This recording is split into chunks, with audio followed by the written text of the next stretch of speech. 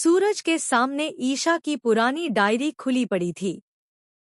पन्नों पर साफ साफ लिखा था, मेरा सपना है कि मैं एक दिन आईएएस बनूं, ताकि अपने पापा और अपने देश का नाम रोशन कर सकूं। सूरज ने उन शब्दों को कई बार पढ़ा, मानो हर अक्षर में ईशा की धड़कन सुन पा रहा हो। सुबह की हल्की किरणें खिड़की से छनकर ईशा के माथे पर पड़ रही थी, लेकिन उसके हाथों में किताब नहीं, झाड़ू थी और आंखों में थकान का धुंधलका। आंगन में ताई माँ की कड़क आवाज गूंज रही थी, ईशा, ये काम खत्म करके पूजा का सामान भी सजाना है। और हाँ, आंगन झाड़ना मत भूलना, ईशा ने धीमे स्वर में जी ताई माँ कहा, लेकिन उसकी आंखों में कहीं दूर खोया हुआ एक सपना अब भी सांस ले रहा था। तभी पीछे से सूरज आया। उसने हल्के से उसकी कलाई थाम ली। उसके स्पर्श में चिंता भी थी, अपनापन भी और हौसला भी। सूरज ने धीमे स्वर में कहा, ईशा, यह सब छोड़ो। तुम्हें याद है, तुमने मुझसे क्या वादा किया था? तुम्हें आईएएस बनना है, ईशा ने थकी हुई मुस्कान के साथ कहा। याद है सूरज, लेकिन ताई माँ मुझे पढ़ने ही नहीं देती। सूरज की आंखों में गुस्से की लपटें चमक उठीं। तो फिर बस, आज से हम कहीं और पढ़ाई करेंगे, जहां इनकी चालें तुम्हारे रास्ते में नहीं आएंगी।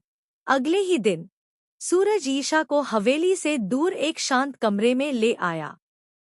वहां एक पुराना लकड़ी का मेज था, 2 कुर्सियां, दीवार पर भारत का नक्शा और मेज पर किताबों का ढेर। उस कमरे की खामोशी में सपनों की आहट थी। सुबह की चाय की महक, नोट्स के पन्नों की सरसराहट और उनके बीच सवाल जवाब का सिलसिला। मानो एक नई दुनिया बस गई थी। कभी करंट अफेयर्स पर चर्चा होती, कभी मॉक टेस्ट चलता। ईशा हंसकर कह देती, सूरज, लगता है तुम भी आईएएस बन जाओगे। और सूरज मुस्कुरा कर कहता, क्यों नहीं? हम दोनों साथ मेहनत करेंगे और साथ पास भी होंगे। उधर हवेली में ताई माँ बेचैनी से पंखा झल रही थी। रिया ने आकर कान में कहा, ताई माँ, अब तो सूरज पूरा ईशा के बस में है। ताई माँ की आंखों में जलन और चिंता तैरने लगी। अगर ये दोनों आईएएस बन गए, तो घर की बागडोर मेरे हाथ से निकल जाएगी। इसके बाद ताई माँ और रिया ने मिलकर कई बार रुकावटें डालने की कोशिश की।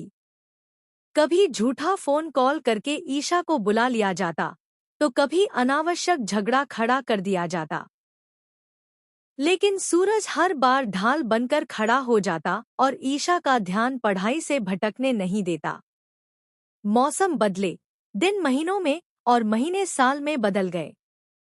और एक दिन वो लम्हा आ ही गया, आईएएस रिजल्ट का दिन। सुबह सुबह कंप्यूटर के सामने बैठे सूरज और ईशा की धड़कनें इतनी तेज थी कि सांस लेना भी भारी लग रहा था। ईशा के हाथ कांप रहे थे। उसने माउस पकड़ा, रिजल्ट खोला और अगले ही पल उसकी आंखों से आंसू छलक पड़े। सूरज, मैं पास हो गई, मैं आईएएस बन गई। सूरज ने तुरंत अपना रोल नंबर खोजा और खुशी से चिल्लाया, ईशा, मैं भी पास हो गया। दोनों खुशी से एक दूसरे के गले लग गए।